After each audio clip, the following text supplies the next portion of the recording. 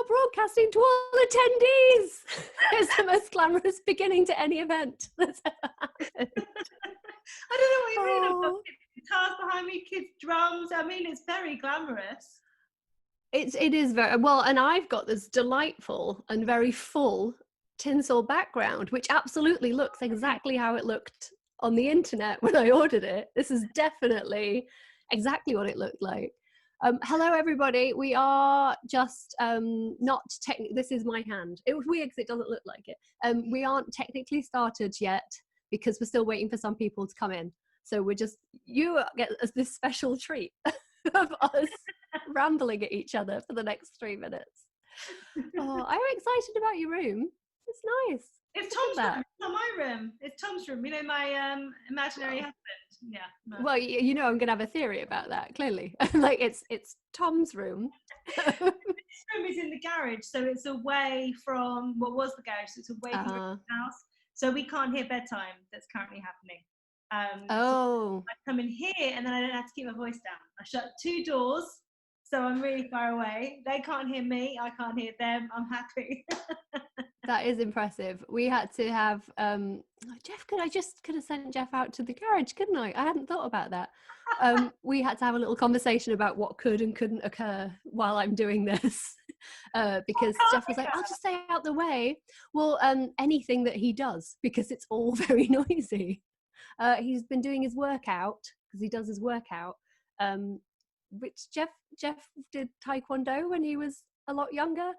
So he started doing it again in lockdown, and we've got a punching bag. So he goes outside and just beats this punching bag up, but it's quite noisy. Right. And then also having a shower, the heater's outside this room, the boiler's outside the room, it's quite noisy. So it was like, basically, if you could just sit quietly outside, maybe in your car, like that would be great. Is he actually? No, he's in his room. We have a room each now. I've got the spare bedroom and he's taken my office. Okay. So he's just in his room. I'm so mean. I feel like we could get officially started and I'll stop revealing myself as the worst wife ever, because like we're all here now, right? Yay. Hello. Welcome everybody to this party. This is a party. It's 11 o'clock in the morning. This is so weird. But it's a party for this. Look, I've got my book. Just in case you missed it, pre-publication party with Giovanna Fletcher. How are you feeling? Dead weird. Really? So weird. Yeah, like happy weird right now because I get to talk to you. But so weird. Weird to the point Jeff and I established yesterday, because he was like, you just seem really like I'm like, oh, do I seem like, and we established that in the 6.5 years we've been together, we've never been together for pub day or publication week or anything, because I'm always in England. And he's just like, oh, this is fun, isn't it? Like really enjoying this. Well, I think I'll definitely be. There must be an extra element to it this year, because usually you're in England, you're touring, you're talking about the book, you're doing those, and actually when you're not doing that, you can feel a bit helpless, like you're not doing. Oh, totally. Yeah, there's nothing, because I'm so distracted from this point on. Like I would definitely be in England, we would definitely be on tour, you'd be having meetings as well, like all the stuff that the readers don't get to see. Like you have to do all the meetings and go and see the publishers and go and see the retailers and do all that stuff. So you're just so busy, and usually I'm jet lagged as well, and I'm catching up with friends from home who I haven't seen, so it's usually like such a lovely celebratory time, all of it. And now I'm just like in my spare bedroom, sat in front of a tinsel curtain with a full face slap at 11 in the morning, going like, I don't know, Jeff, I don't know what's going to happen. So it's like I'm excited for it to be out. You know that feeling where you're just like, I just want it out, like I just want people to be able to read it. But I'm so nervous that I'm not there to like do anything, even though you can't do anything once you're out. So, and it's a beautiful weird book. Honestly, I read it obviously during lockdown, and I was literally, there are some things I found that you can do when you're also homeschooling. There's some things that you can't, and I found that I couldn't write. I haven't been able to write at all.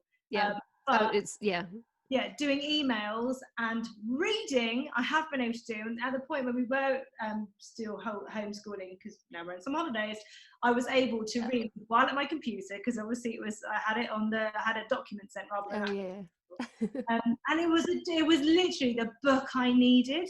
Just kind of swept me away. Thank you. Romance and love. And I really enjoyed it. So I don't think you have anything to worry about. I know everyone is feeling it across the board, though, of not really knowing what their babies that they created, what's going to happen. But what book is this for you? What number? You lost count. This is 16. Sweet 16. I'm not going to sing. She's sweet 16. But it's that weirdest thing that I feel like we talk about this every year on tour. It's like it never gets easier or more predictable. Like there's not been a day where I'm like, oh, I've totally got this. Like this is the one. I know what I'm now. Like I'm writing now badly, horribly, because of we'll get to that. But yeah, like it never feels easier anyway. You're always stressed out that it's not going to be the one that works, or that it's the one people won't like it, or it's too different to the others. And obviously my last book was the last iHeart book. Mm-hmm. And I think a lot of people didn't want an end to the iHeart books, which I totally understand. And like, I'm very sorry to everyone I keep having to message, go like, no, it's not an Angela story. So I just feel really protective of the characters, and like I want people to love them. But I've got so many more reasons to convince myself, which I know is irrational, that they won't, that I'm like, oh no, people will hate it, but I'm like, no, it's fine, and then I hold a cat and cry. Honestly, I absolutely loved it so much, even to the point today where I sort of because it was months ago that I read it, and I haven't got a physical yet. So today I was on Amazon, I found on Goodreads the sort of blurb, and I was like, I kept remembering different parts of it going, so that's how you know it's a good book, when something thank you. Memories. So it's great. Yeah. It's the first book of mine that I've like actually read, if that makes sense. Like because I finished it so long ago, and I knew I was doing all of this, and I was like, I ought to probably like cast an eye over it. And I went and I ended up reading it all the way through, and I was like, it's all right. It's quite weird. I hate reading my own stuff. Like that's why I never do readings, because I hate it. I can't do readings. But do you find yourself when you are reading back, especially this time, going, I did that. I did well there. I like that bit. There were just moments in it where I was like, that's quite clever. Like I literally must have had an out of body experience when I wrote it, because I don't remember it at all. And there are parts where I was like genuinely laughing, and Jeff literally came in and was like, like saw what I was reading and was just like, no. I like that though, because I like it when like if I can read something that I've written and be moved by, whether that's crying or laughing, I feel like that's good, because I know what's coming. Yeah. Yeah, no, and I know we've talked about that before. We're both a bit of a drama queen when we're writing. Like we have to act things out quite a lot, and I've been doing that a lot at home, because I am trying to write again really badly, and Jeff keeps coming in and I'm pulling these really weird faces, or I'm like trying to do something so I can work out how to describe it in the book, and he's just like, are you well? Like, are you okay? Is Jeff clearly not? But you married it now. Too late. Oh, Jeff's at home. Oh, I mean, yeah, he's been at home the whole time. We've been on lockdown since March 13th. And he takes a medication, which is like we're not getting into, because it's fine. He's fine, I promise. But it means like he's quite high risk for catching it. Not the illness that shall not be named. So we're like really like quite hardcore lockdown, and have been since March. And he finished work at the beginning of April, so he's been sort of just around a lot. Mooching into the again, doing stuff. Doing? Yeah, what are you doing? Yeah, it's that thing where like I've now taken over the spare room, and I'll look up, because I'll have my headphones in when I'm writing, and then I look up and he's just at the door like this. And I'm like, what do you want? And he's like, just came to say hello. And it's like, fuck off. It's like, I love you, please go away until 6 p.m. like, do not come back. Are you usually in the house alone when you're writing? Yeah, or I write at night, and because Jeff's an editor, Jeff's a TV editor, so or film, mostly TV, but it means he works really long days. Like he'll be out 12-14 hours a day when he's working, and he leaves at like 10 and gets home at like midnight. So I usually have the whole day to myself and then write at night as well, which has been amazing. And then now I'm writing and I'm on a deadline. Like I missed my deadline. There is no deadline. The deadline is a dot. But he's home all the time, and it's really hard because it's like carving out that mental space and that physical space. Yeah. And I know it's so much, like I don't know how you're coping. I'm going to ask you how you're coping, and I'm going to ask if you're okay, because I saw your Instagram story yesterday and I was so upset. I was like, oh, but I get to talk to her tomorrow. But yeah, I don't have kids. I just have 2 really annoying cats and a Jeff. So kind of. But it's just that constant thing of like, babe, can you just help me with this for a minute? Because once you've helped him with this for a minute, you're not doing the thing you were doing anymore. Yeah. And then you've got to get back into doing the thing you were doing. And it's like, which if you're writing, that's really hard. Yeah. Because you're constantly getting your thought taken away from. Yeah. Try and explain it like if you're baking a cake and you're like halfway through mixing the batter, and then somebody's like, oh, can you actually just come and help me hold my funnel while I brew my beer? And you're just like, which may or may not be a specific example. But it's like once you get back, it's like, oh, I don't even know where I was in the recipe, and I don't know if I can fix it, and maybe I've got to start again. And it's because it's such a weird job to explain to people anyway. Writing, it's the weirdest. But yeah, it's just it's fine. Do you know what I mean? It could be a lot worse. I'm very, very grateful for the situation we're in. I will also be very, very grateful when I can leave my house. Yeah, it's crazy. I haven't seen anyone or like done anything in like 4 months. But think how sweet it's going to be when I do. That's what I keep telling myself. So, when all my friends are like, please stop touching me. Married life is that you've been like together a lot of yeah. Oh yeah. Yeah, we got married at the end of September last year. So it was like just under 6 months when we went to lockdown. So we will have, like, by September, we will have spent half of our married life in a house together. I don't know if I recommend it or not. Maybe it's a really good experiment. And it does turn out we like each other, like probably more than we knew, which is great. We haven't really had any arguments. Yeah. The only thing we fight over is what to watch on TV. Oh, really? Has it made you spend more actual time together in a sense? Because I think sometimes it can be like passing ships. Yeah. Quality time. Oh yeah, totally. Okay. Yeah, it's because I've never been a routine person. Like I've never, ever since I started writing full time, which was like 10 years ago last week, which was crazy. I haven't ever really had a routine, because I work for myself and I work from home and I travel a lot. Like I've always been someone that likes to go and visit my friends wherever they are. That's just gone out the window. So it was a real shock. I mean, I know it was a shock to everyone. It was very strange, but it was such a dramatic change in my lifestyle that I went from literally just being like, oh, I might pop up to Portland and see my mate, or I'm going to go to London that week and see everyone, or I'm going to go see my aunt and my brother, and to just be like, well, I guess we're getting up at this time, and then I guess we're eating lunch at this time, because like we eat lunch together every day. Like we've made a point of being like, let's make a sandwich or lunch and go and sit in the garden together to get away from what we're doing and actually have a break. And then we make dinner together every night, and then we'll watch something on TV, or we'll like sit outside in the garden with a glass of wine. And it's like, this is very nice, but dead weird, like so weird. But it's just such a shock. My brain is like, is this what people do? Like, I didn't know you could do this. This is lovely. I thought you just always had to be exhausted and running around like a lunatic.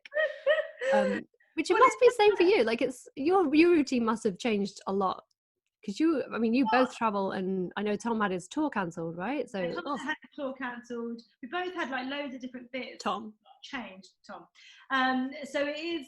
It has been weird in that way. But then, so when lockdown started, I was still trying to write. I had the podcast to do remotely.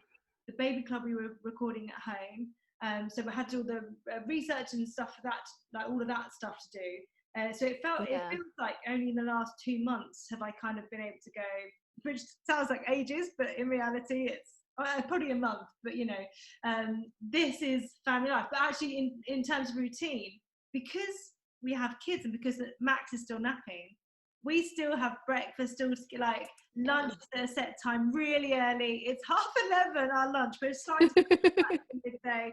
And then 5 o'clock we all have dinner together. So because of their bedtimes, we have kept it structured. Oh, that's but in nice. terms of getting creative, nah. Like, yeah, it's hard, isn't it? Yeah. And I had a few weeks from the start where I was like, this is amazing. I'm going for it. It's fine. And then suddenly, no, Yeah, I'm exactly the same. I started out at the beginning of it, I was like, look at this giant gift of time I have been given. Like, I'm gonna, like, because I just finished In Case You Missed It. And I was like, maybe I'll try writing this YA project that I've been wanting to find time for forever. I'm just going to burn through this and it's going to be amazing. And then time just kept going on and there were just fewer and fewer words every day. And then I was like, wait, shit, no, I've got to start the new book. Like, my next adult book is due. Oh my God, what is happening? And now it's just like, I'm reading like crazy. Like, I'm reading so much. But writing is just like, yeah, that's what my typing looks like now. Head is that? Because I just think there's so much going on in the world right now, and I think it's really hard to feel creative and to let yourself go in that space. Especially, I think maybe it's because we write books that are escapism, if you like. They kind of put you into another world. Yeah. And I find that very difficult at the moment when there's so much going on. I would like to escape into one of my books, but the reality is that is not possible. And I put so much pressure on myself, and I wanted to get it done, and I had, different authors kind of saying, all you have to do is tell yourself how many words you've got to do by this, and I was like, doesn't feel creative. No. But my editor's weird. And we've kind of been like, if in September, if the kids go back to school, that will lighten the load, and I feel like I'll hit the ground running. But it's so hard to get to that point where you're like, no, everyone I talk to is the same, and whether it's writing or whatever it is that you do, it's like, it's just, I feel like there's like 5 doors locked in your brain between you and whatever you're trying to get to, and it's just like, you've got to get through those doors before you can get to the thing. And then there are just certain things that I usually find trickier to concentrate on that are so much easier, like reading. Like, I find it really hard to read when I'm writing, and now I'm just like burning through books. And cooking and baking, because it's just like, it's a methodical thing. It's like, I follow this step and this step and this step and this step, and then a thing is done. So like, that's been great.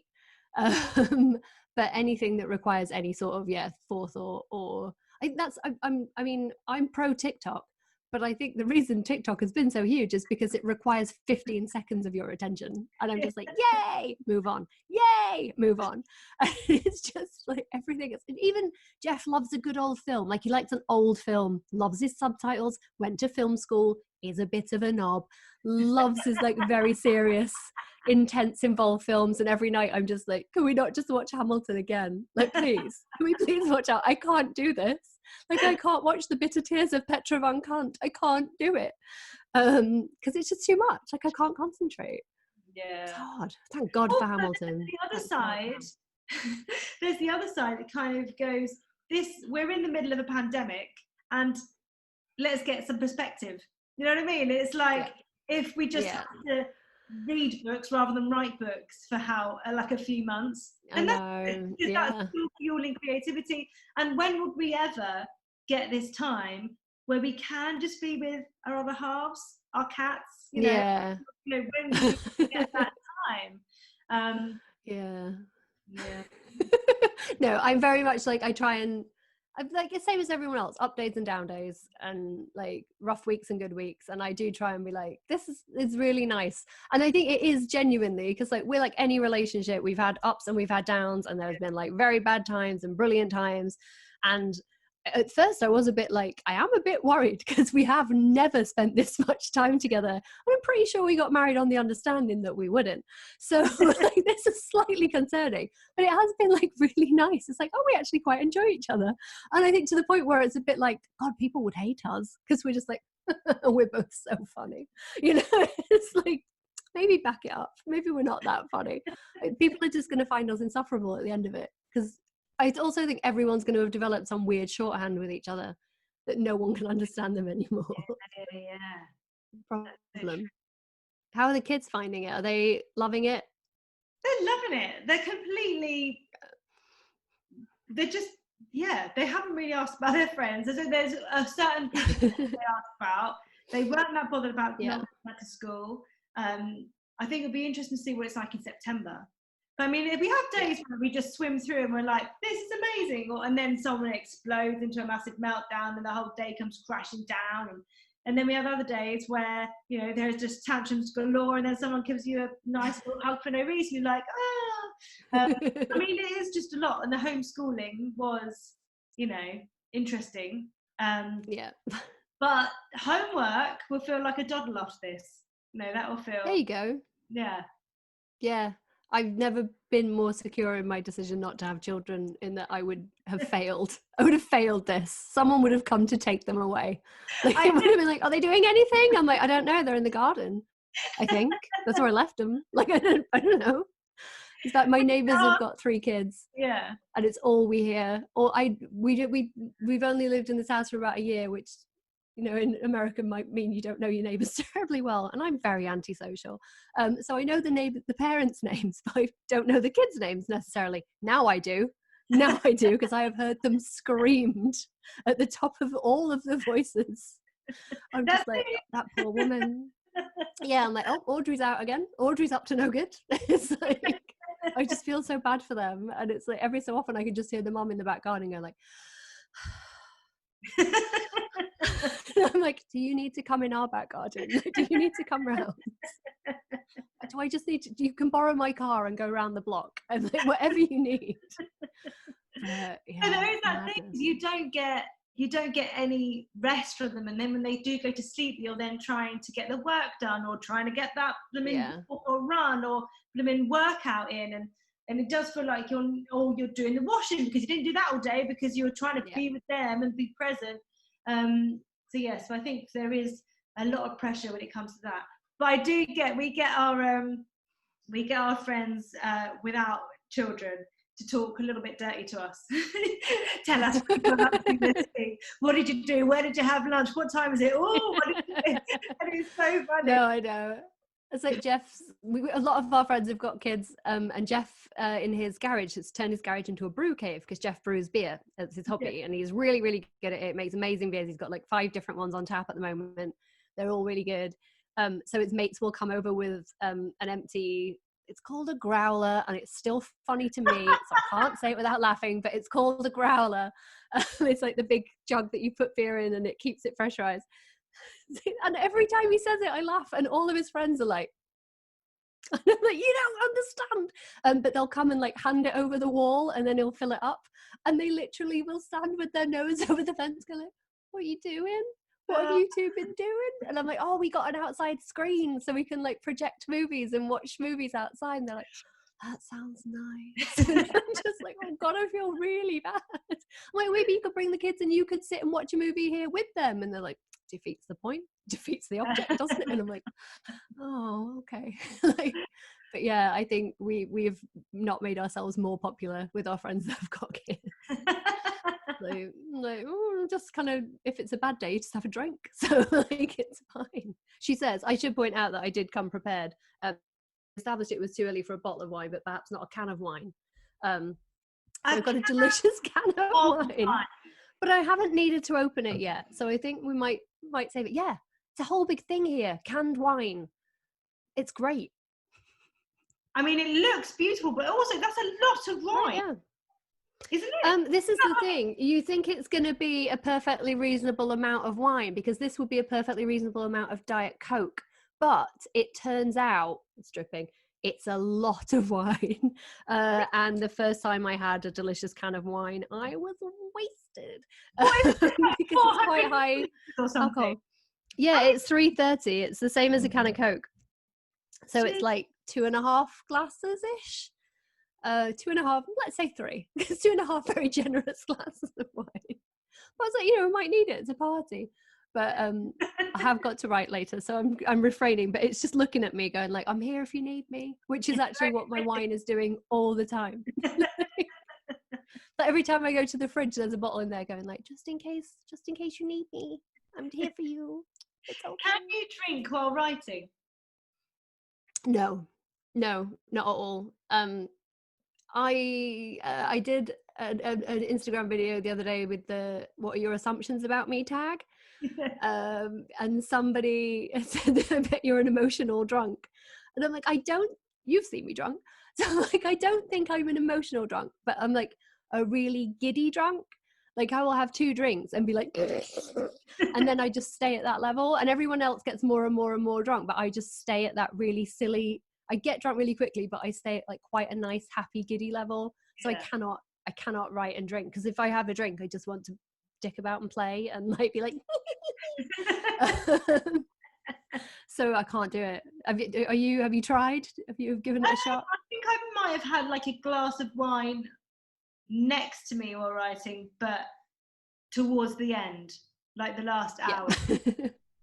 Yeah. But so starting to drink before you feel the effects of the drink.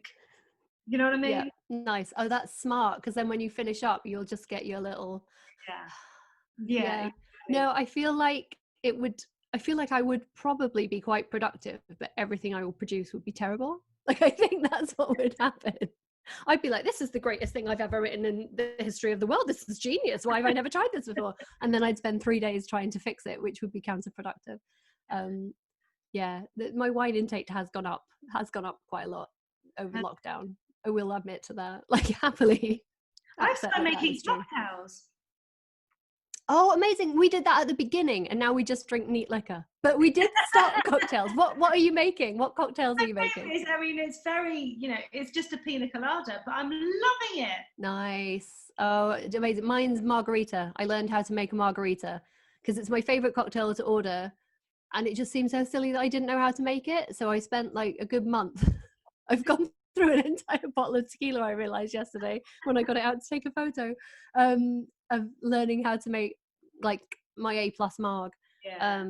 Jeff's a whiskey drinker, so he's taught himself like old fashions and Manhattans, and all these like different versions of that. Now I'm just like, you just put some Coke in that vodka, please. Can you just give me that now, please? But on occasion, it's just like you've got to squeeze limes and stuff, and I'm like, that's extra work. But that's extra work that's delaying my being drunk, so I'm not interested in it. But cocktails. I will know that you want to be in a bar drinking cocktails with you. But we will again one day. We will very soon, I'm sure. Next book, we find. I know. What is it that you're not working on right now? Is it your next fiction? Is it the next Eve? Well, both, but next fiction. So it should have been out in November, and there was just it just got to the point where when you're just like, this isn't going to be my best work. It's going to be a load of words, and I feel like I should do better. But there's so many big things happening in the world right now, and I know that we don't write about those specifically in the works that we do, but in my head it's been a really weird thing to get my head around. Like, we've all stayed at home for 4 or 5 months. How does that translate into anything that you're writing when you do use like pop culture references or things like that? Like, how do you address that if you're in the middle of it and you don't know how you're going to get out of it, unless you're going to put your characters in that blooming lockdown? What do you do? Or do you just sidestep it completely and go, I know that's happened, the reader knows that happened, but we don't need to know that happened right now, because that doesn't actually tell our story. So I think that was a huge part for me. But what's been interesting is that reading has made me really look forward to a point where I can just sit down and have those characters who I've already worked up, who I've already, I'm already a quarter of a way in. So I have sort of done the groundwork. So that will happen when that happens. Yeah. And also because no one knows what publishing is, what's happening in publishing right now. No, it's crazy. And then actually, in the end, Penguin say, "Oh, actually, you know what? We're not going to do November because this book had to be moved back because we didn't know what we were doing. So actually, it's going to be next May." And then I'll be like, "Well, great." Yeah. No, I know so many books have been moved around. I mean, like delightful Page 2, beloved Page 2, and her book got moved from May to August. So buy that in August. It's out the first week of August. The minute I saw you, I know because we had so many conversations, she and I, about hers moving, because mine didn't move, but everything got moved to mine. So I was like, look at me with my July slot, and then it's like literally every book in the world is out this month, and I'm just like, most of them, they're all really good, and everyone should probably read those, but like I really hope they're going to read mine as well. It's weird. It's just so weird. Everything's just weird. But yeah, I get the thing about writing characters, because my book is set, like, it's not out until next year, so I've been like, oh, it doesn't need to talk about it. It's like with yours being out this year as well, it's like everyone's still going to be thinking about it in November. But I've still had to be like, I feel like I've got to make a reference to it, or like, who knows what will be happening then. I'm writing so far into the future, it feels so crazy. And I think there was just in the book that I'm working on now, which is next year's book, there in the first draft of it, which was terrible, there was just like a real sense of isolation and despair in the character, even though it wasn't related to what's happening in the story. Yeah, it was like she had no friends, she had no family, she was just like, she feels so alone in this world. And I was like, wait, my therapist has not been working through lockdown, but I'm like, I don't need a therapist to see what I've done there. Like literally, I was like, oh. So that's been like the hardest thing, is like you say, like making it fun and escapist and like sparkly and lovely and about human connection, when that is something that we're all sort of missing out on. Which is weird, weird. I am gonna make an executive decision to move to our questions. Go for it. We've got loads of questions, and we've got a couple over email, and I've got a bunch more on Instagram. So and G hasn't heard them, so like she said, in fairness, I have done no prep. As you can tell, I was too busy straightening my hair trying to get something going on. Look at it. So shiny. Look at it though. Look at it. Well, it's clean. I love it, isn't it? Do you know what? I feel like we have to use it as a fashion thing now. Roots. It's pandombre. Yeah, roots. Yeah, it's pandombre. It's on purpose. Yeah. It's I was supposed to get it coloured the day before California went into lockdown and it got cancelled, and then I was supposed to get it cut and coloured last Tuesday, and they put us back into lockdown on Monday. And I'm not proud. It was like legitimately my most shameful moment of the entire last 4 months. I sat on the floor and cried. And Jeff was like, oh my God, what's wrong? Is everyone okay? And like listed everyone that could be not okay. And I was just like, they've cancelled my haircut. And I'm like tearing up thinking about it. Like genuinely, I was just like, I'm just really sad for the stylist, Jeff. I'm really sad for the stylist. It was not sad. It wasn't. It was massively sad for me. I ended up cutting my own hair the other day. I was just so bored. Good job. So many split ends, and it's so long. Yeah. It's past the curve of my boob and beyond. So I was like, that's too long. And you know, mine's resting atop the boob. It's atop the boob right now. That looks nice. So what I did is I basically got out of the shower with it wet, and I did buy some cheapy hairdressing scissors, split it all down. This isn't a tutorial. And then I basically chopped it the other. Just chop the ends off. Them out like hairdressers do. And did that a bit. Yeah. I've watched thousands of them. I watched Ruth Crilly from A Model Recommends doing. I watched her video, and I was like, well, if Ruth could do it, I could do it. And then I literally got as far as separating it all into the bunches, and then was like, no, this is not your skill. This is not your talent. I stopped myself. I have like dusted the ends, but nice. Yeah, it's just the because now also I'm like, do I just grow it out? And like, or I don't know anymore. Like I don't know anymore. To be honest, I like. Also, like I've started to get some grey, which I didn't know about, and I took that really quite badly. Like I took that was another shameful day, because I've been colouring it for literally ever. And it's just like at the temples there's just a couple of just like one or two strands, but I fully was just like, how long has my colorist been lying to me? Like, I feel like I've been lied to. I've been deceived. At no point did he sit me down and say, Lindsay, I've got something I've got to tell you. There's some greys in there. And I would have been prepared. But to find it out on top of lockdown was too much. It was too much. I'm so great. And I used to pull mine out, even to the point when I was in labour with Max, between contractions in the bathroom, something to do. I was literally just sort of sat blocking them out. And that's where they are, isn't it? They're all sneaking around under here where they think they're getting through without being spotted. It's where they were, and now they're everywhere. I catch them up. Now I don't bother pulling them out. Sneaky. I'm seeing where they're in lockdown. If I go completely white, then I just embraced it.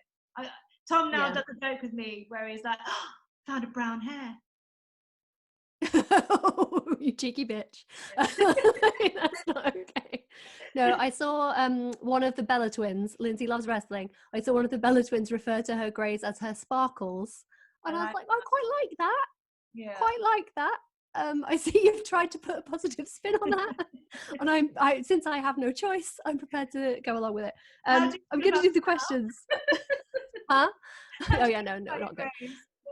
Now, how do you feel about them? They're my sparkles and I love them. No, I'm just like, I sit there looking at them going like, but why? I'm 40 in October. I understand it's perfectly natural. But again, it just all feels like they're all ganging up on me at once. Like both age, hair and lockdown. I'm like, maybe I could have gone grey either a little bit before 40 or a little bit after 40. But did it have to come quite so close on the date? Did it have to go, you know what's going to really mess her up? It's not just the actual age, the act of turning 40. Let's turn her grey as well. That'll be amazing. It's fine. It's totally fine. One of my cats is wailing at the door, but I can't let it in because they've been very badly behaved. And I know some people were like, please let your cats in. No, shame. They're in shame. They're in disgrace. Oh, so there's a local stray has started hanging out at our house all the time. We've named her. She's ours now. Like, she won't come in, but her name is Chester. We feed her every morning. She comes at night for a nighttime cuddle. So we sit and cuddle with Chester, and then she goes on her merry way. She's playing us for fools. I know we're being grifted, but it's fine because she's very sweet. But Anderson is in love with her. Like, he just like won't, whenever she comes over, he's just like literally paws against the gate and like pressing on the board, and she lays on her back and they like play together. So obviously Bell hates her because she's stealing her brother away.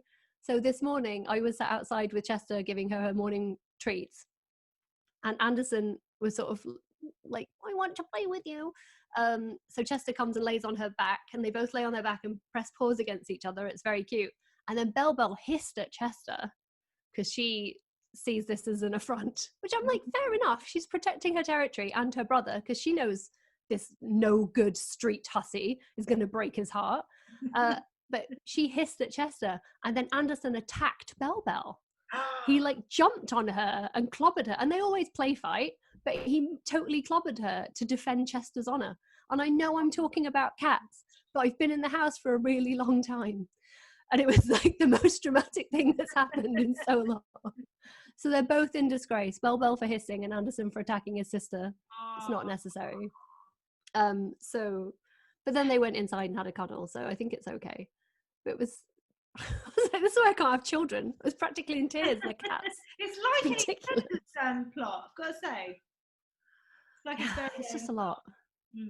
It is. I mean, this is basically my new soap opera, is Anderson, Bell and Chester. Like, what will they get up to? I promise I'm going to do the questions. I feel like we've sort of half answered this one, but not really. The question is, do you ever get self-doubt and doubt your abilities, and how do you overcome it? I'm going to ask you to answer that one first, because I think that's one you will be very good at. I constantly do that. I think what's helped me though is have you come across this 7 steps of creativity before?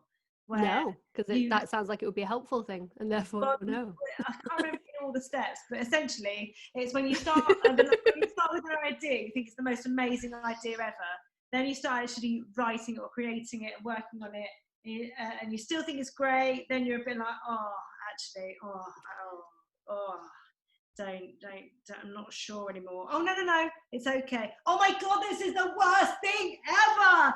And then you go back and say, oh no, it's all right. Oh no, it's great. And I think, as soon as I heard that, I think it made me realize that when I write, you're going to feel that. You're going to feel moments where you're questioning everything that you're creating, and that if you kind of just keep going, things just fall into place. And so in terms of writing, I feel like that's okay. Although I think there's always that point where you're at now with publication day, where you do kind of you know, and like you took a deep breath. Yeah, don't remind me.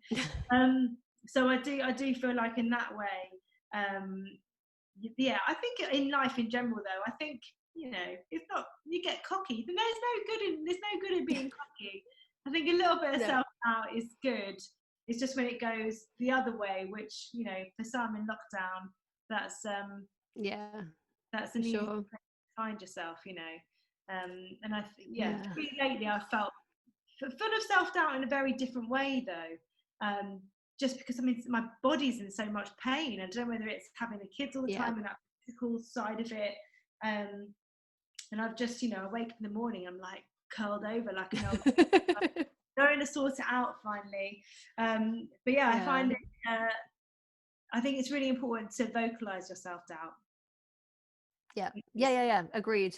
It's if you bury it, oh my god, I nearly said the most Californian thing I've ever said in my life. I'm like, if you bury it, it will grow. It will grow. Like if you bury it, it's like a seed and it will grow.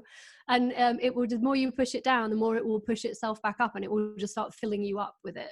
I think it's better to say it out loud. And then, like, I've been really stressed about this book that I'm writing at the moment. And I've just been like, I wrote 30,000 words and threw it away. Like I scrapped it. And I just kept saying to Jeff, it's not right, but I'll fix it in the next edit. I'll fix it in the edit. And then one night I just went outside and I was like, I've binned it. I've just started over. I've binned it. And he was like, he just didn't move. He was like, I mean, it's just a Word document. You can get it back. But I was like, no, it's terrible. And I've binned it. And I felt so much better for doing that. But then the cycle just started over again. And I was like, it's bad, it's bad, it's bad. And I had a call with my editor yesterday and I just needed to say it out loud. And as soon as I was saying to her the reasons I thought it was bad, she would like come back with logical responses of being like, but is it? And also, this is not your first time. And every time the first draft, you feel like this. And every time, you know, we all, that's why it's a first draft. It might be bad, but that's why it's a first draft. And it was just, I felt so much better for saying it all out loud instead of just sitting in this spare room on the spare bed with a cat going like, I don't know why it's bad. And the cat's going, meow, because they don't help. But and it is everything. I had that moment when we were doing Even Man, where I was literally just like, and Tom was like, let's just not do it. We don't have to do it. We don't have to do it. If you're feeling like that, let's not. And I was like, but I want to do it.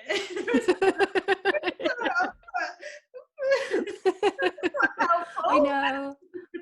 It's such a mess. It's such a mess. And it is everything. Like I'm same as you. Like like my body hurts all the time at the moment because I'm not going to the gym because our gyms are all closed. And I had got to the point where I was going all the time and I felt really strong and I felt really good about myself. And then because I couldn't do that, I started running and running put my back out. So now I can't run. And it was just like, I am just a broken mess of bones parading around pretending to be a human. And Jeff was just like, running's not good for your back. And I was like, shut up, shut up with your logic. So they were like, well, maybe I'll do more yoga. And then I put my neck out doing yoga. But I'm like, you know what, like it'll all get fixed and it'll all be okay. And it's just like you say, you've got to get through that day that feels horrible. And the next day might feel horrible as well. That's the worst one, when you wake up and be like, today's going to be different. And then it's not, but eventually it will be. And I think saying it out loud does help. Even if you have to say it on social media, like, what else is it for? Do you know what I mean? Like if you need to go on social media and get a virtual hug, get one. I think that's totally fine. But self-doubt, man, it happens to the best of us. It happens to the best of us. Effie Winters says, do you have any advice for someone who's just finishing up a draft of their first rom-com? Where do I go from here? Ooh. I mean, I don't know. Amazing. Congratulations. Finishing a first draft is huge.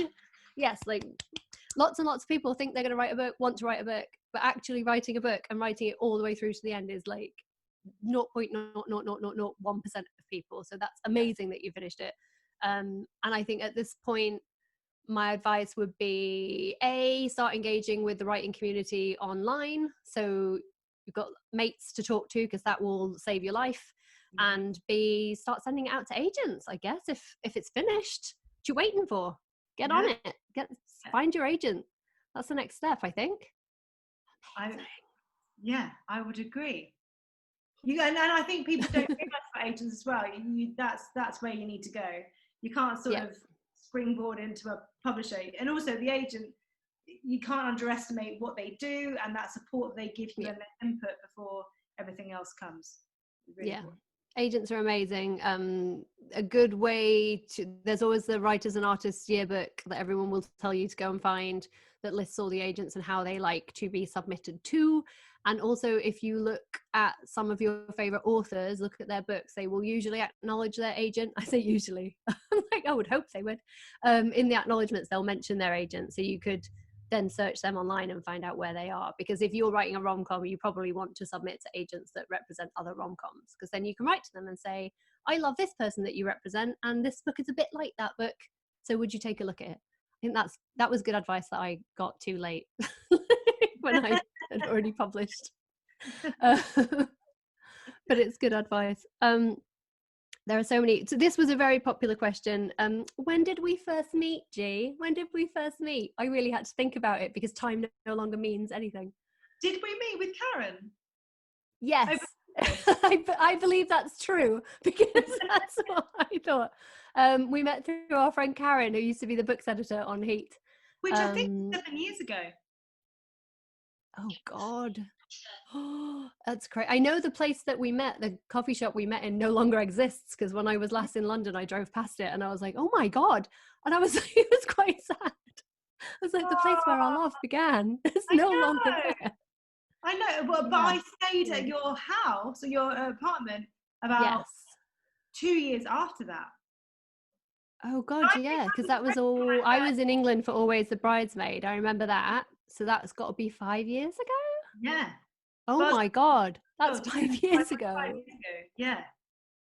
Wow. We've actually been for a long time now. It's so weird. It's one of those weird things though. I do feel like adult friendships, I feel like I've been friends with you since I was born, but also like I met you about 2 weeks ago. Do you know what I mean? I'm like, it's the weirdest. Adult friendships are so strange. Even when you let us stay in your house, it was kind of like, we didn't really know you properly. I know, we hadn't really spent that much time together. Yeah, spoken online. Hi, my name's Lindsay and I am a people pleaser. Like, please stay in my house. Please stay in my house. You're a baby. Stay in my house. I still have my Buzz. My Buzz Lightyear is still around. It's not in this room. It must be in my office. But yeah, my Buzz from Buzz is still around. When he was a baby. When he was a tiny baby. God, that's crazy. 5 years. Mm-hmm. Next one. What was your favourite thing about being an author? What is my favourite thing? I feel like writing is strangely therapeutic, and you get to delve into thoughts and feelings and emotions in a way that you wouldn't necessarily in real life. You know, I feel like I get far more in depth with my characters than I do with actual friends a lot. Yeah. Oh yeah. Yeah. Well, because you can be more honest in a strange way. Yeah, you totally can. And as a kid, I used to love playing with Barbies and creating their worlds, and you know, it's this whole same world of make believe that you're the puppet master in, and you get to, you know, dictate what happens to who and when. I love sitting down at my desk and getting into my characters. It's creating a world. What about you? What's your favorite?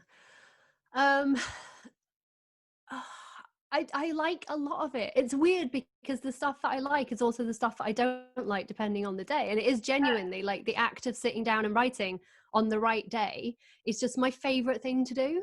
Yeah. Like to just sit with a laptop and have the luxury of creating this, like you say, creating a world and creating people. And because of what I write and knowing that I'm writing something that I think is like, I try to look at the world these days as like net good, net bad. And it's like, I think what I'm doing is net good. Like, I really love the idea that I get to create something that is making people happy. I think that's a really underrated aspiration. I remember saying to a friend years and years ago, and she was like, oh, what do you want, what's next? And I just moved to New York and I just published my first book, and she was like, oh my god, like, it's so exciting, what's next though, and what do you want, and she was very much a 5-year plan person, and she was like, what's next for you? And I was like, I don't know, I just really want to be happy, like, I just, whatever it is, I just want to feel like I'm happy. And she was like, well, that's not a plan, you can't have that.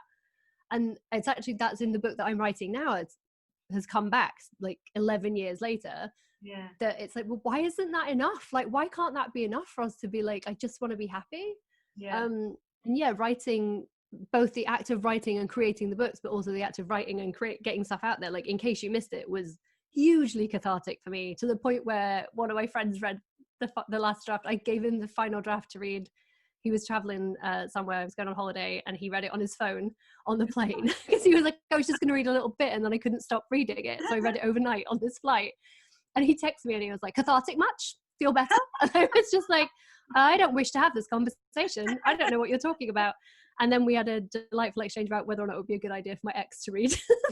Really? But it's like, I didn't even realize how much until I reread it. But it's like, yeah, you get to work through stuff you didn't get to work through. Yeah. Oh, Bell is in here. Bell is in the room. Oh. I just heard the cat. She would like to talk to me about my ex.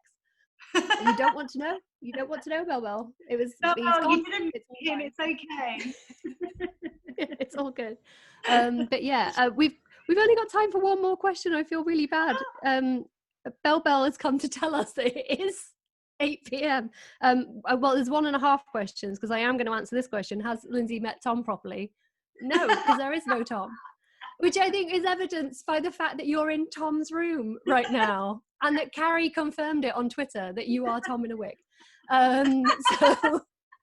So no, Lindsey hasn't met Tom because he doesn't exist. You've not met him. It's so crazy. Even if you got him in here right now, I would put it down to split screen nonsense. I would put it down to special effects, and I refuse to accept it.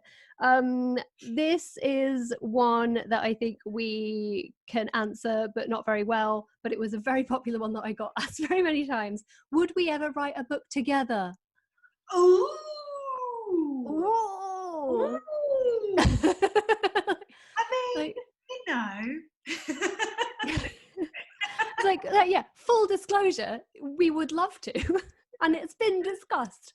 But it's just been like schedules and nightmares, and like never been a good time to do it. But it's one of those things. I would do anything for you, love. No, I said I made you come and stay in my house. So it would be like, it would be the next logical step. That thing of when you know each other and you know each other through that creative thing, it's a really exciting idea to work and build something together. So I would hope one day everything will align and we'll find that time, because I was rereading Dream a Little Dream, which is my favorite of yours. I just love the idea of it, and I love that song as well. So it's like when I'm reading it, I'm like but I was just like, like, it's so lovely. I want to get in this world and stay in it. It's like a bath. It's like a delightful bath that never goes cold and never ends in someone knocking on the door asking if they can come in for a wee. There's a blurb.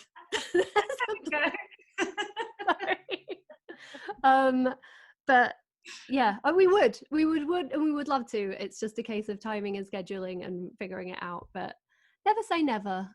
Never say never. Exactly. Unless it's whether or not Tom exists, which is never. Because he doesn't. But oh gosh, everyone's saying don't go. Everyone's saying don't go. Have you got 1 more minute to answer a couple more questions? Yeah, fine. Yeah. Oh, let's just do it. Oh, this is a question for G. What's it like writing with Tom? Is it easier than writing alone or more difficult? So we've all talked about, me, you and Paige, because we're usually on tour together, we've talked about how we write and our different methods when it comes to doing it. And I used to very much be like, I knew what my overall concept would be. I knew what it was, but I knew my first third set. I had that knew where I kind of wanted to end up, but I would get to that end of that third and just let the characters fly and just go with it and have fun and be led and not try and, because it does take me back to the old Barbie thing of when I got to a certain point where I was kind of acting it out while I was setting it up, and then when it was all set up, I'd be like, oh, well, I've done it now, and I didn't want to do all the planning and then get to the actual writing and be like, well, I've done it, and I had the magic when I was planning it, but I've forgotten it. So I've always written like that. But when you're writing with someone else, you do need to plan, because we write from two different characters' points of view, or three when it in the second book. So we do have to know what's coming and what that person is allowed to do, so we have to map out the whole story so we can decide whose point of view that particular chapter is best to be seen from. So yeah, there's a lot of planning involved when it comes to writing together with Tom. And it's very I think it's because when you're writing on your own, you go through those moments where you're like, oh my god, this is crap, but it's okay, I'm going to plow on, or I'm going to fiddle with it and it's fine. But when you're writing with someone, you have to trust them enough not to judge you when you hand over something that isn't perfect yet, that is not how it's going to be. So I think you just have to get over yourself quite a lot, and trust each other. But yeah, I'm still not great at being critiqued by my husband. Jeff's been writing, because we live in LA and therefore it's the law. He's been writing a script in lockdown just to keep himself busy, and he keeps being like, do you want to take a look at it? I'd love to get your opinion on it. She says, wiping mascara under her eyes. And I'm like, I don't think you would. I honestly don't think you would appreciate it. And that's just totally me projecting, because like he might take my advice really well, but in the past he's like asked for my advice on stuff and I've given it and it was not always well received. So I'm like, I don't know, it would be hard. I do feel like it would be easier, she says, bringing it back, but I do feel like it would be easier with like mates, like if it were you and I, or you and I and Paige, or you and I, whatever, like, because I think we're all very aware and like probably more careful with each other's feelings than I would be with Jeff's, where I would be like, a woman would never say that, take that out immediately, that's ridiculous, like absolutely no time for this, what do you want for your tea? So I think maybe that would work. But yeah, very, very difficult. Oh, this is a good one. If you could turn any of your books into a movie, what would it be? If you could pick one. Oh, I'd love Even Man to be turned into a film. Absolutely. Yeah. Yeah. Oh, it would be dead good. Any casting ideas? Any preferences? No, because from when we first started coming up with the idea about 5 years ago, or longer than that now, about 7 years ago. So anyone that was as a reference is kind of, they've all grown up. So I don't know. I mean, Millie Bobby Brown was kind of an inspiration for a while. Who knows? What about you? I'm just casting yours. I know she's older, but I know she can play younger. But I reckon Florence Pugh would be really good. Oh yeah. Because I love Florence Pugh. Yeah. She's really good, and I think in Little Women she played like a child-ish. I think she could do a teen. I think she'd be really good because I think she could bring some meat to it as well. Yeah, that'd be good. Just putting it out there into the universe. What about you? Like, Netflix is only down the road. I can go down if you'd like and throw a packet. I'll just throw a pitch document through the window. I've heard in the Netflix canteen everything is free. These are the myths that run around LA. Like, this is like what happens when you move to LA. You're like, if you go to the Netflix canteen, it's just all free. Just have whatever you want. It's free. Jeez. Very exciting. This is why they won't let me in. This is why I'm not allowed in. What about you? What book? What would I would probably, if it was a movie, it would probably be One in a Million. Because I think One in a Million would be really fun. I think it would be a really fun, proper 90-minute in and out rom-com, which is all I have time for in my brain right now. So I think that would be really, really fun. Enough of those made. There's it feels like there's a massive gap in the market for that. I don't understand why those rom-coms aren't there anymore. It's very odd. No, it's crazy. And they're not expensive to make. Again, I've spent too long in LA now, so I'm like thinking about things like production budget and how much it would cost and where you would shoot and how many people are involved in it and all that stuff. And I think it wouldn't be expensive, and I think it would be really good, because a good rom-com relies entirely on the chemistry between the leads. That's really all it takes. It's just amazing chemistry. We just had a film out here that aired on Hulu, which is like our online streaming TV series service, called Palm Springs. And I don't think it's out in the UK yet, but when it is, you've got to watch it. It's like a rom-com Groundhog Day, but it is the funniest thing ever, because it's Andy Samberg and Christina Milioti, who was in How I Met Your Mother, and they are just incredible together. And me and Jeff watched it together, and we just cracked up for 90 minutes. It's perfect, because they are so good together. It's so funny, and you are rooting for them from the very, very beginning. And I think that's what I want out of a rom-com, which is why I want One in a Million. Like, I would love to make I Heart into a Netflix series or an online series. Because I think if I just did I Heart New York, I'd feel shortchanged. Like, I want all of it. You know, like, I want everything. Greedy. But I would love One in a Million. And it's like you say, it's so hard to cast, because you just don't. I'm just really bad at knowing any humans, because they're real in my stupid head. Yeah. There's a lot of love for Tom Hiddleston for Sam, and I was fine with that. How do you pick? Do you get a photo of your characters and work from that to make sure that you're... No, it has to be like totally just in my head. One of my procrastination techniques is to build a Pinterest board for characters and for books, but I don't ever refer back to it. It's just something I do on one day when I'm like, don't feel like writing, but this feels a little bit like work. So I'll build like I had one for Roz, and I had one for the bar for One in a Million, for In Case You Missed It.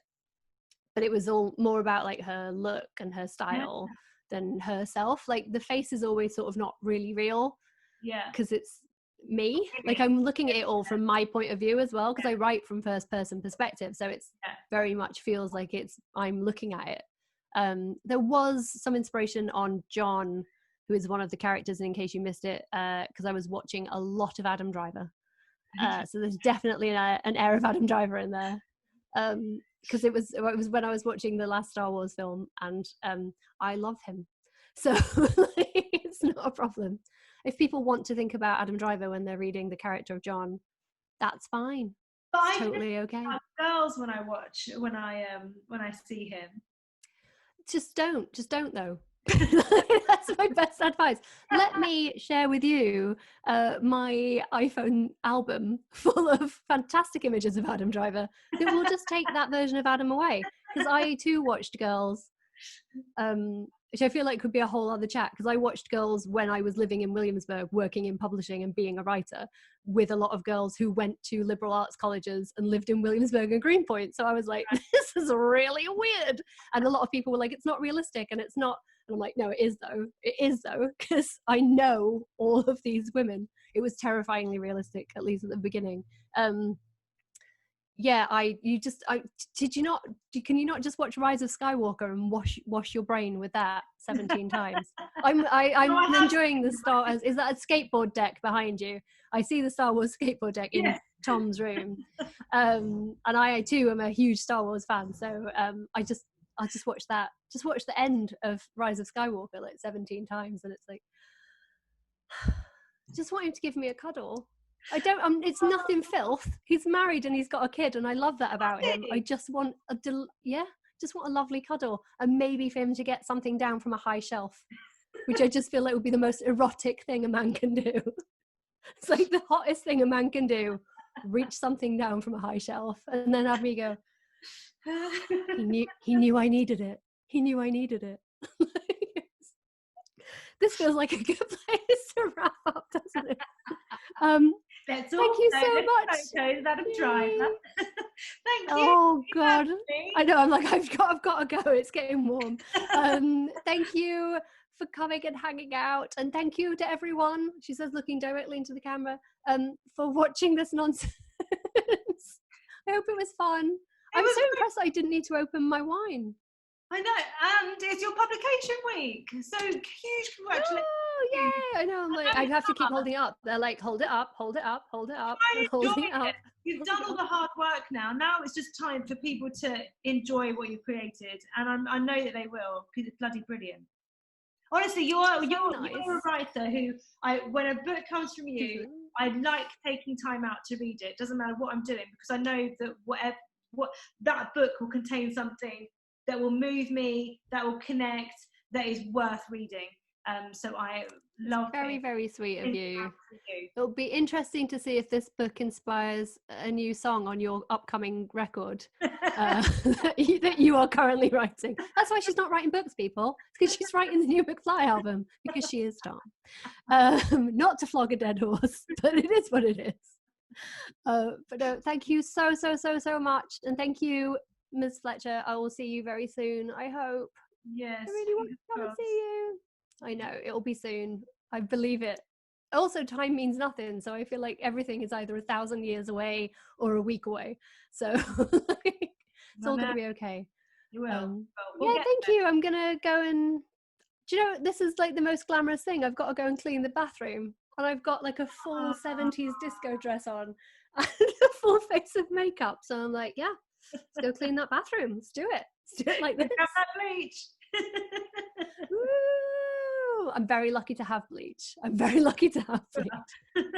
Yeah, this is it. Thank you so much, everyone. And we'll see you again soon. Bye.